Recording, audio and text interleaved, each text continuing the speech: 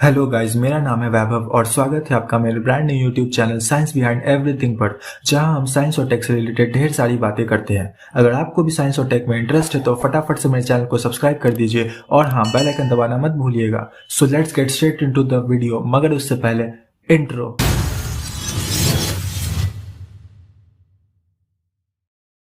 Interstellar travel यानी एक तारे से दूसरे तारे तक के बीच सफर करना। अगर लाइट स्पीड के आसपास भी सफर करना मुमकिन हो पाए तो इंटरस्टेलर ट्रैवल करना भी मुमकिन हो पाएगा। साईफाई मूवीज और सीरीज में तो ऐसा करना पॉसिबल हो चुका है, पर क्या असल जिंदगी में भी ऐसा करना मुमकिन हो सकता है? हमारी करंट टेक्नोलॉजी के दम पर तो इंटरस्टेलर ट्रैवल नहीं किया जा सकता, क्योंकि इससे ढेर सारी प्रॉब्लम्स जुड़ी हुई है। सबसे बड़ी प्रॉब्लम तो यह है कि इतनी दूर की यात्रा के लिए एनर्जी कहाँ से आएगी। सूर्य के बाद हमारा सबसे नज़दीक स्टार प्रॉक्सिमा सेंटोरी, जिसकी पृथ्वी से दूरी लगभग 4.23 लाइट ईयर्स है, वहाँ पहुँचने के लिए एक टिपिकल स्पेसक्राफ्ट को, जिसका वजन रफली 1 टन होगा, उसे लाइट स्पीड का 10% भी स्पीड देने के लिए 450 पेटाजूल्स की एनर्जी देनी होगी। दोस्तों, ये एनर्जी इतनी ज़्यादा है कि इसके ज़रिए अप्रॉक्सीमेटली 9 मिलियन से भी ज़्यादा घरों को पूरे 1 साल तक इलेक्ट्रिसिटी सप्लाई दी जा सकती है। दूसरी सबसे बड़ी चुनौती इंटरस्टेलर ट्रैवल से जुड़ी है टाइम डायलेशन। इसे आप इस तरह से समझ सकते हैं कि हम एक बड़े से स्पेस में एक छोटा सा पॉइंट एज्यूम कर लें, जो कि हमारा रेफरेंस पॉइंट होगा। अब इस पॉइंट से शुरू करते हुए अगर हम लाइट स्पीड के आसपास ट्रैवल करें तो हमारे स्पेसक्राफ्ट में बीत रहा समय इस पॉइंट के अराउंड बीत रहे समय की तुलना में धीमा हो जाएगा। सुनने में थोड़ा वियर्ड लगता है ना, मगर ये रियलिटी है। अगर किसी तरह से हम पृथ्वी से शुरू करते हुए लाइट स्पीड के अराउंड ट्रैवल करके डीप स्पेस में जाए और वहाँ से वापस आए, तो अगर ऐसा करने में हमें 10 साल लग जाते हैं तो इसी दौरान पृथ्वी पर पूरे 30 साल बीत चुके होंगे। दोस्तों, मैं इसमें अभी ज़्यादा डिटेल में नहीं जा रहा, इसे मैं बाद में एक सेपरेट वीडियो में कवर करूँगा, जहाँ हम इसे काफ़ी डिटेल में समझेंगे।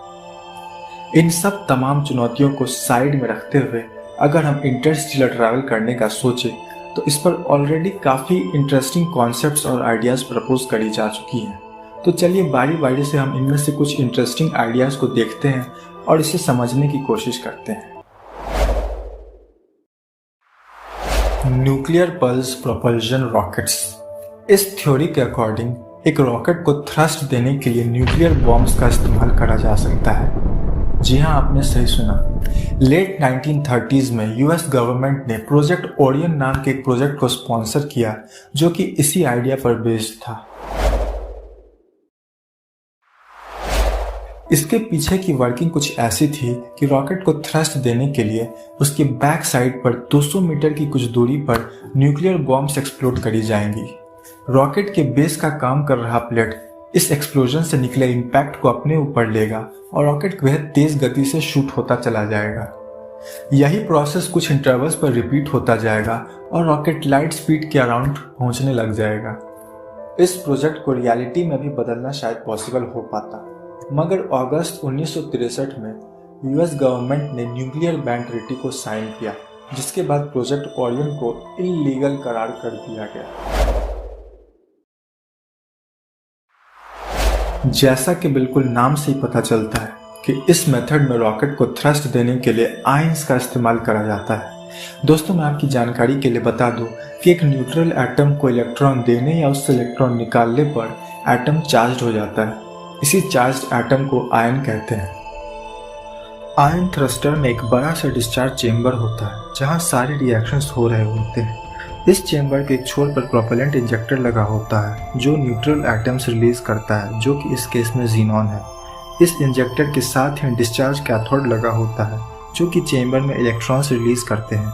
चेंबर के बाहरी हिस्से पर एक न्यूट्रलाइजर लगा होता है, जो इलेक्ट्रॉन्स को चेंबर के बाहर इजेक्ट करने का काम करते हैं। इसका वर्किंग काफ़ी सिंपल है। गैस के छोटे छोटे एटम्स इन इलेक्ट्रॉन से टकराते हैं। इस कोलिजन के चलते एटम्स खुद भी इलेक्ट्रॉन रिलीज करते हैं और पॉजिटिवली चार्ज हो जाते हैं। अब इस चेंबर के अंदर प्रेजेंट मैग्नेटिक फील्ड्स के जरिए ये आयंस बाहर की ओर तेजी से इजेक्ट होते जाते हैं और साथ ही इलेक्ट्रॉन्स भी न्यूट्रलाइजर की मदद से बाहर कर दिए जाते हैं। यह प्रोसेस कंटिन्यूसली रिपीट होता जाता है और रॉकेट तेजी से एक्सेलरेट होता चला जाता है। दोस्तों इस मेथड से एक स्पेसक्राफ्ट को 90 किलोमीटर पर सेकंड तक के स्पीड से ट्रैवल कराया जा सकता है। इंटरस्टेलर ट्रैवल करने के लिए यह स्पीड फिर भी थोड़ा कम है, मगर इतने स्पीड से हम अपने सोलर सिस्टम के सारे प्लैनेट्स तक पहुंच सकते हैं।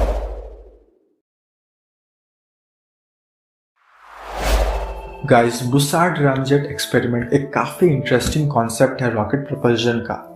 1960 में अमेरिकन फिजिसिस्ट रॉबर्ट बुसार्ड द्वारा प्रपोज करा गया एक्सपेरिमेंट खास इसीलिए है क्योंकि यह रॉकेट प्रोपल्शन से जुड़ी एक मेजर प्रॉब्लम को एड्रेस करता है, जो कि है रॉकेट की फ्यूल एफिशिएंसी। हमारे प्रेजेंट में अवेलेबल रॉकेट्स के साथ प्रॉब्लम यह है कि उन्हें अपने साथ ढेर सारा फ्यूल ले जाना पड़ता है, जिसका कि मैक्सिमम अमाउंट हमें रॉकेट को अपने अर्थ के ग्रेविटेशनल फील्ड से बाहर करने में ही खर्च हो जाता है। दोस्तों, इन रॉकेट्स की मदद से अगर हम इंटरस्टेलर ट्रैवल करने का सोचें तो शायद हम अपने सोलर सिस्टम से भी नहीं बाहर निकल पाएंगे। आप जानते होंगे कि हमारा स्पेस पूरी तरह से वैक्यूम है, मगर ऐसा कहना कम्प्लीटली सही नहीं है।